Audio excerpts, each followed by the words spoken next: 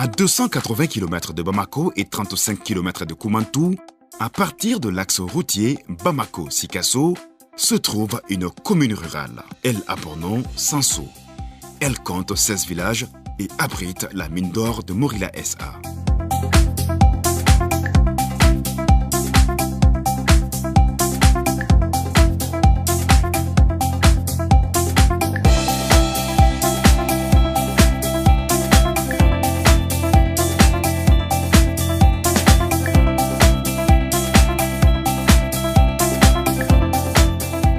En attendant sa fermeture, prévue d'ici la fin de l'année 2019, la mine d'or de Morila continue sa transformation agro-industrielle.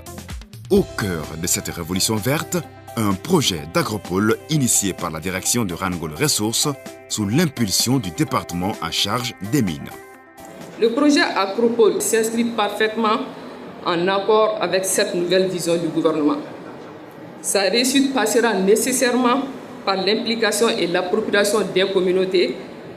Le projet agropole de Morila pourra s'étendre à toutes les mines en exploitation, en tenant compte des spécificités locales pour gérer l'après-mine. Les premiers résultats de ce projet agribusiness sont jugés satisfaisants par l'ensemble des acteurs concernés. Ils ont été présentés le lundi 8 octobre 2018 à Morila dans le cadre d'un forum économique sur l'agrobusiness.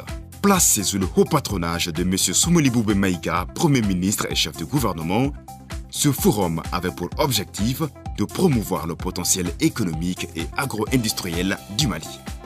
Mettre les ressources naturelles du Mali au service de son développement économique et social est un défi majeur que le ministère des Mines et du Pétrole s'attelle à relever avec l'implication de tous les acteurs du secteur minier, ainsi que les sociétés minières, les partenaires techniques et financiers, les organisations de la société civile et bien sûr les communautés locales qui sont les plus touchées.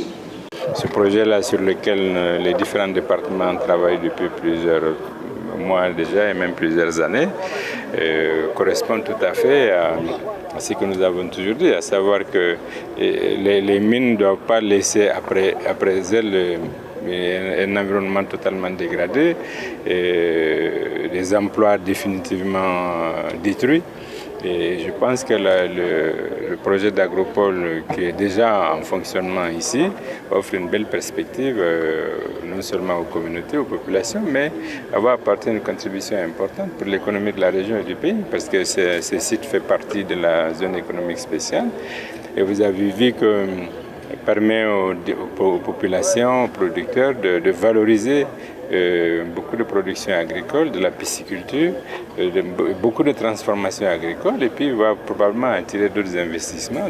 La transformation de la mine d'or de Morila en zone agro-industrielle se veut tout d'abord un cas d'école.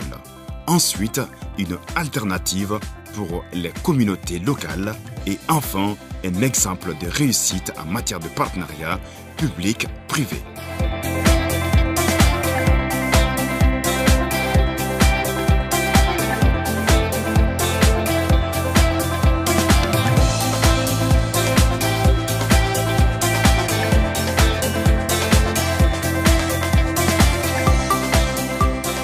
Morila a débuté en 2000. Donc depuis 2000, Rangol a découvert la mine après BHP. On a commencé à opérer, donc ça fait 18 ans quand même d'opération.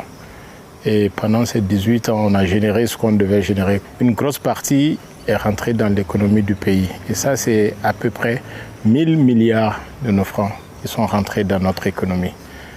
Une partie est partie à la communauté sous forme de patentes. On a payé à peu près 6 milliards de patentes à la communauté. Et sans compter les investissements directs communautaires qui se chiffrent au-delà de 2 milliards de nos francs depuis qu'on a commencé. Alors, comme on a créé des emplois durant l'activité minière, on a pensé à recréer d'autres emplois pour ne pas que les gens chôment. Parce que 18 ans, il y a des enfants qui sont nés trouver la mine, qui ne connaissent que la mine, qui ont travaillé dans la mine. Donc il faut maintenant trouver une activité et ne pas gâter toutes ces infrastructures qui vont rester. Ce projet, c'est totalement différent. Ce n'est pas une autre agriculture. C'est une autre agriculture Si on fait ça bien, pour devenir des armes de construction massive. Vous avez entendu, des armes de destruction massive. Mais c'est l'agriculture polyvalente qui attaque les triples défis d'aujourd'hui, l'emploi de jeunes, la sécurité alimentaire, la pauvreté et la dégradation environnementale en même temps. Ce n'est pas l'agriculture qui va nous causer encore de problèmes de l'environnement, causer de problèmes. Donc c'est un gisement totalement, c'est permis d'inventer, permis de création. Ils ont fait quelque chose d'extraordinaire, ils ont gardé le capital environnemental. Je fais le tour. Je leur dis merci. Parce qu'il y a beaucoup des industries d'extraction qui cassent tout. C'est comme le singe qui est dans le champ, il jette. Je leur dis grand merci au nom de l'Afrique. Ils ont gardé ce capital qui est la base. Dans la mise en œuvre des projets pilotes, nous avons mis à la disposition de Morila Agribusiness 1000 ruches pour développer le projet apiculture. Et d'ici quelques mois, nous allons installer une miellerie. L'activité agricole, ce n'est pas tout simplement la production, c'est toute une chaîne de valeur. Il y a la production, il y a la transformation, il y a la commercialisation. Et toute cette chaîne, tous ces différents maillots de la chaîne vont occuper un groupe cible. Donc je peux dire que la région de Sikasso peut s'en glorifier et doit s'impliquer davantage. Pour terminer, il convient de rappeler que le projet agribusiness de Morila SA a pour objectif de remplacer les activités minières de nature périssable par d'autres initiatives plus durables et économiquement plus avantageuses pour les collectivités. Et cela en s'appuyant sur les infrastructures existantes.